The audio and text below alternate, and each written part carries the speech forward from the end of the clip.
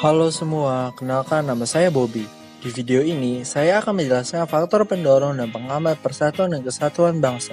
Namun, sebelum ke faktor-faktor, kita harus terlebih dahulu tahu apa itu persatuan dan kesatuan.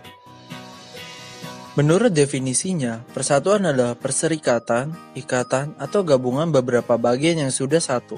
Dan kesatuan adalah perihal satu keesaan ataupun sifat tunggal. Oleh karena itu, dapat disimpulkan bahwa persatuan dan kesatuan berarti bekerja sama dan menjadi satu dalam mencapai tujuan yang sama. Contoh dari sikap persatuan dan kesatuan yaitu membina keserasian dan keseimbangan, rela berkorban untuk kepentingan bangsa dan negara, gotong royong, dan lainnya. Apa sih pentingnya menjaga kesatuan dan persatuan? Ada 3 makna penting di dalam persatuan dan kesatuan bangsa Indonesia. Adanya rasa persatuan dan kesatuan, menjalin rasa kebersamaan dan saling melengkapi antara satu dengan yang lain.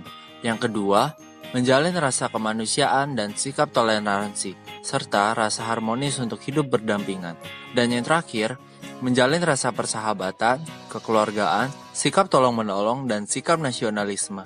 Jadi, dari 3 poin itu, kita bisa mengerti betapa pentingnya persatuan dan kesatuan bangsa. Tahap utama adanya persatuan bangsa Indonesia itu adanya perasaan senasib, kebangkitan nasional, Sumpah Pemuda, dan yang terakhir proklamasi kemerdekaan.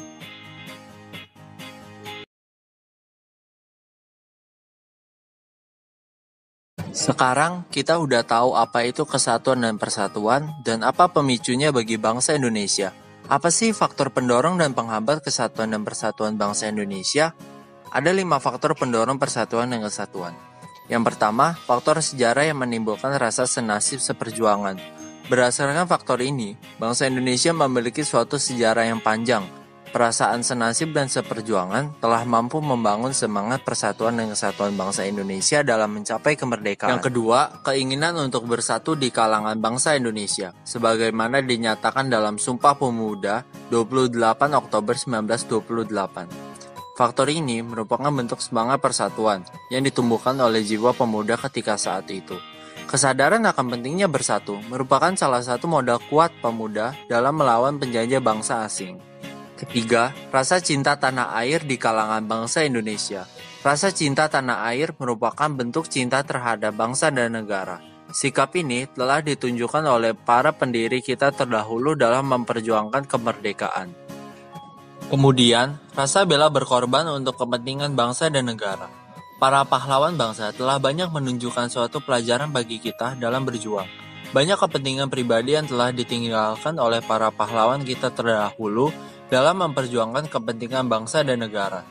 Terakhir, faktor yang tidak kalah penting dalam mendorong persatuan dan kesatuan bangsa Indonesia antara lain proklamasi, Pancasila, UUD 1945, Bhinneka Tunggal Ika, bendera merah putih, lagu kebangsaan Indonesia Raya, serta bahasa kesatuan bahasa Indonesia.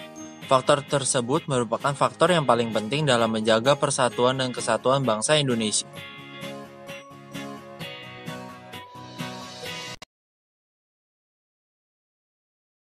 Dapat dibayangkan apabila faktor tersebut tidak ada, kemungkinan akan terjadi keadaan yang akan mengancam keutuhan NKRI. Namun, walaupun banyak faktor yang mendorong kita untuk menjaga persatuan dan kesatuan, tidak sedikit juga faktor yang dapat menghambat persatuan dan kesatuan itu. Antara lain, masyarakat Indonesia yang heterogen atau beraneka ragam. Keberagaman masyarakat Indonesia yang terdiri atas berbagai macam suku, agama, bangsa dan negara, serta kekayaan bangsa yang harus dijaga, dapat juga menjadi suatu hambatan untuk persatuan dan kesatuan bangsa Indonesia. Kurangnya kesadaran akan gangguan dari luar. Adapun faktor dari luar dapat timbul dari keadaan daerah perbatasan yang kurang mendapat perhatian dari pemerintah pusat, sehingga lebih memilih untuk menyeberang ke negara tetangga dalam melakukan aktivitas kehidupan. Contohnya, seperti daerah yang berbatasan langsung dengan Malaysia. Di daerah perbatasan tersebut, mereka lebih memilih ringgit sebagai alat dalam bertransaksi daripada rupiah. Ancaman, tantangan, hambatan, dan gangguan yang merongrong keutuhan NKRI. Faktor ini merupakan sesuatu yang harus diantisipasi secepatnya mungkin oleh bangsa Indonesia. Ancaman, tantangan, hambatan, dan gangguan akan keutuhan NKRI akan selalu datang dalam menghambat persatuan dan kesatuan bangsa dan negara Indonesia. Ketimpangan dan ketidakmerataan pembangunan. Ketimpangan dan hasil-hasil pembangunan yang tidak merata akan menimbulkan berbagai rasa tidak puas dan keputusasaan di masalah SARA, gerakan separatis dan kedaerahan, demonstrasi, dan unjuk rasa. Paham etnosentrisme.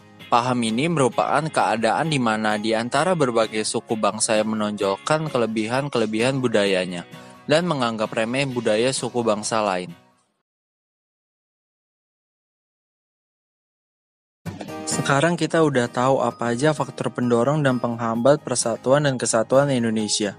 Apa sih yang bisa kita lakukan untuk mempertahankan persatuan dan kesatuan itu? Stay tune ya di video selanjutnya. Sampai jumpa.